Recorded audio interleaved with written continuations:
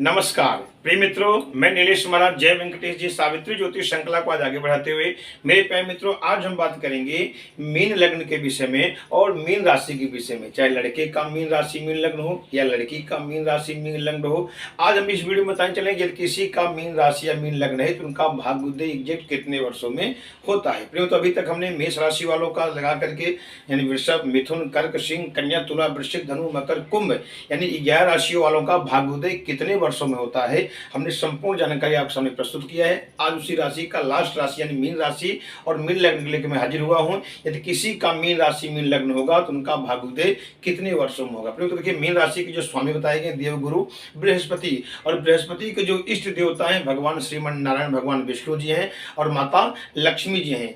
Mean राशि देखिए बताया गया है जल तत्व राशि, और ये इनका जो दिशा बताया गया है ये उत्तर दिशा बताया गया। तो अब हम बताने चलेंगे यदि आपका मीन राशि मीन लग्न है तो आपका स्वभाव कैसा होगा, आपको किस फील्ड में जाना चाहिए, आपका व्यवसाय और नौकरी कौन सा करना चाहिए और आपका भाग्योदय एग्जैक्ट कितने वर्षों में होगा, संपूर्ण जानकारी मैं आपके सामने प्रस्तुत कर जाऊँ। तो एक निवेदन है, यदि आप हमारे चैनल पर नए जुड़े चैनल को जरूर सब्सक्राइब करें। यदि मेरा वीडियो आपको अच्छा लगे तो आप अवश्य लाइक करें। आगे बढ़ते हैं। तो आज का जो मुख्य विषय है कि मीन लग्न और मीन राशि वालों का भाग्योदय कितने वर्षों में होता है। तो अभी हम बताने चले कुछ स्वभाव, यदि किसी का मीन राशि मीन लग्न है तो उनका स्वभाव क्या होता है, उन्हें किस फील्ड में जाना चाहिए, कौन सा बिजनेस कौन सा व्यवसाय करना चाहिए, यहाँ मैं थोड़ा विवेचन किया और इसे नोट डाउन कर सकते हैं। तो जिनका भी मीन राशि होगा या मीन लग्न होगा, ऐसे व्यक्ति संपादक हो सकते हैं, ऐसे व्यक्ति अध्यापक हो सकते हैं, कमीशन एजेंट हो सकते हैं। और मीन राशि जो बताया गया ये संस्कृत शब्द है, मीन माने होता है मछली। तो जिनका भी मीन राशि होगा ऐसे व्यक्ति मत्स्य पालन का भी बिजनेस कर सकते हैं, मछली पालन का बिजनेस कर सकते हैं।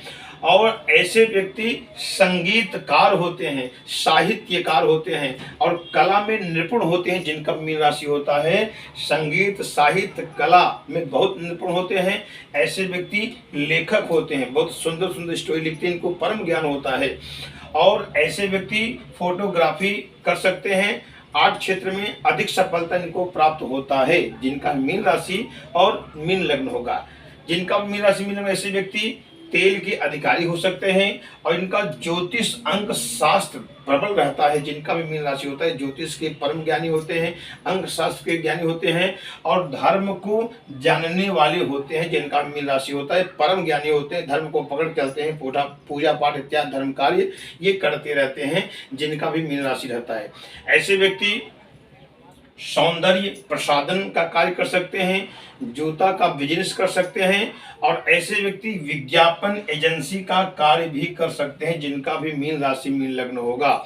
ये मानसिक उतावलापन रहता है, मानसिक बेचैनी बहुत रहती है, इनको सोचते बहुत हैं, बना बनाया कभी कभी काम बिगड़ जाता है। उसका रीजन क्या है, क्योंकि मीन राशि मैंने पहले बताया कि जल तत्व राशि है और जल जो है हमेशा बहता रहता है। तो मीन राशि वाले व्यक्ति सोचते बहुत हैं, दिल के साफ रहते हैं, पर इनके शत्रु बहुत बढ़ जाते हैं इनके वचनों की वजह से।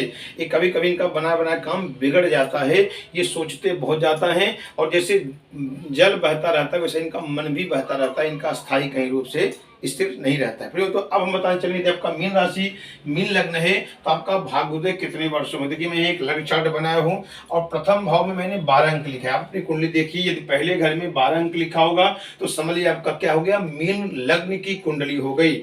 यदि मान लीजिए चंद्रमा भी मीन लग्न में विराजमान होगा तो समझ लीजिए कि आपका मीन राशि होगी, क्योंकि चंद्रमा जिस अंक पे रहता है वही राशि कहा जाता है। तो यहाँ मीन लग्न की बात चल रही है।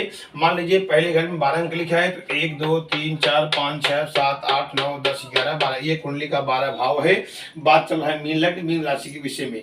अब भाग्योदय कहाँ से देखा जाता है, देखिए कुंडली का जो 9वां घर होता है उसे भाग्य स्थान कहते हैं और वहीं से भाग्य स्थान का विचार किया जाता है। तो देखिए कैसे 1 2 3 4 5 6 7 8 9।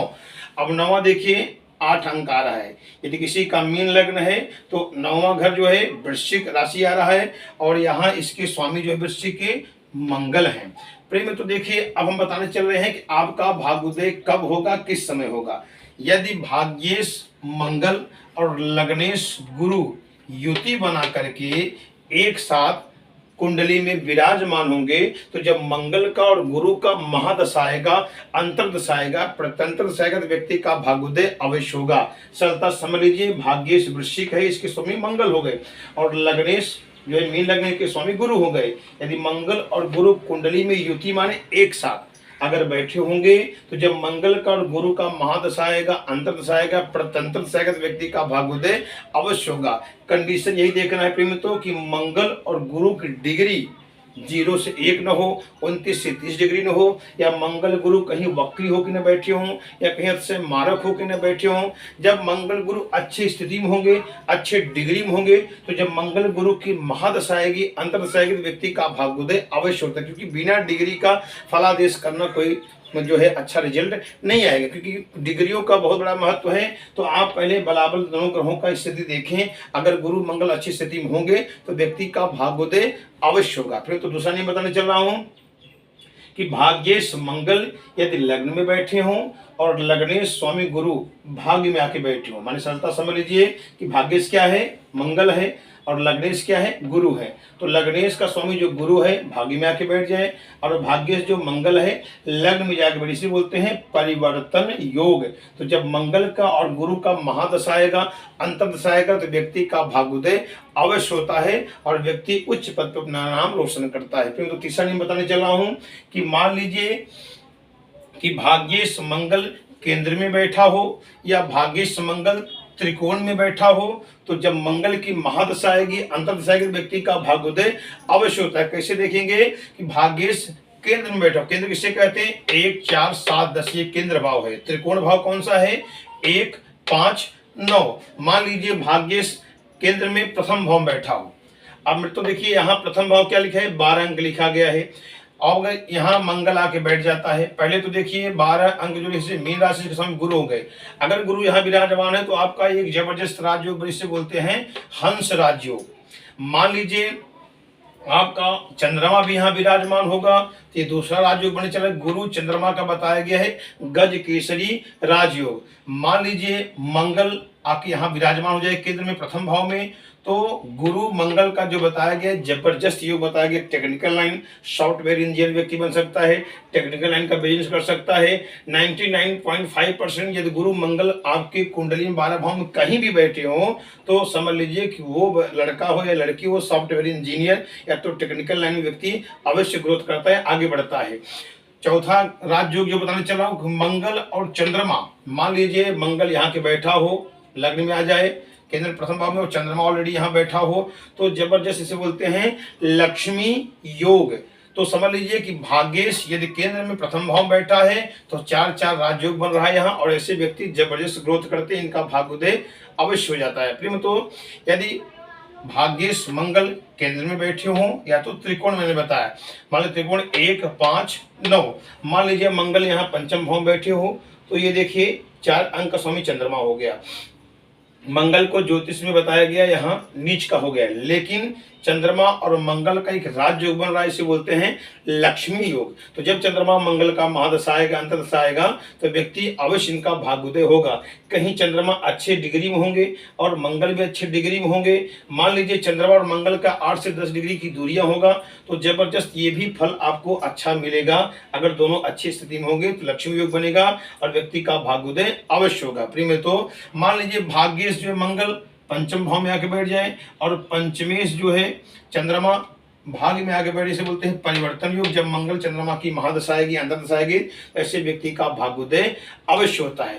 प्रिय मित्रों, मान लीजिए भाग्य भाव में कोई भी अंक हो, यहाँ 1 से लेकर 12 तक कोई भी अंक हो, लेकिन यदि कोई ग्रह वहां उच्च का होकर बैठे, सरलता समझ लीजिए आप कि आप अपनी कुंडली देखिए 12 भाव में यदि कोई ग्रह, यहाँ 9वें भाव में कोई भी ग्रह यहाँ उच्च का होकर बैठा होगा, यहाँ अंक कोई भी हो, लेकिन कोई ग्रह चाहे सूर्य चंद्र मंगल बुध गुरु शुक्र शनि कोई भी ग्रह यदि यहाँ उच्च का होकर बैठा होगा, तो जब उस ग्रह की महादशा आएगी, अंतर्दशा आएगी, प्रत्यंतरदशा आएगी, तो व्यक्ति का भाग्योदय अवश्य होता है। ऐसे व्यक्ति प्रबल योग बनते हैं और उनका जब इस ग्रह की दशा आएगी तो व्यक्ति अपना नाम रोशन करता है। तो देखिए यदि भाग्येश मंगल कर्म भाव में, जैसे बोलते कर्म स्थान नौकरी स्थान। तो आपका यदि भाग्य मंगल है, अगर यहाँ के बैठता है तो धनु इसके समय गुरु हो गए। ऐसे व्यक्ति मैंने पहले बताया कि टॉप लेवल का बिजनेस करता है, व्यवसाय करता है, टेक्निकल लाइन में आगे बढ़ता है और सॉफ्टवेयर इंजीनियर बनता है। तो अब ये मंगल गड़बड़ फल कब देते हैं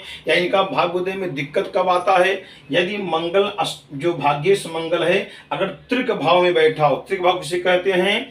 6, 8, 12। मान लीजिए मंगल 6वें घर में बैठा हो कुंडली में, या 8वें घर में बैठा हो, या 12वें घर में बैठा हो, कहीं इनके साथ राहु बैठा हो और राहु अच्छे स्थिति डिग्री में हो और मंगल कहीं डिग्री मंगल का कम हो, राहु इनके ऊपर हावी होकर बैठा होगा, ऐसे व्यक्ति के जीवन में भाग्य में रुकावटें आएगा, संघर्ष आएगा। व्यक्ति बहुत संघर्ष करेंगे पर भाग्योदय जल्दी नहीं हो पाएगा। मान लीजिए लग्नेश जो गुरु है अगर वो त्रिक भाव में बैठी हो, 6, 8, 12 में बैठी हो, अगर मान लीजिए गुरु कहीं यहाँ बैठा हो, राहु बैठा हो तो चंडाल योग बना देगा, सफलता में बाधाएं कर देगा।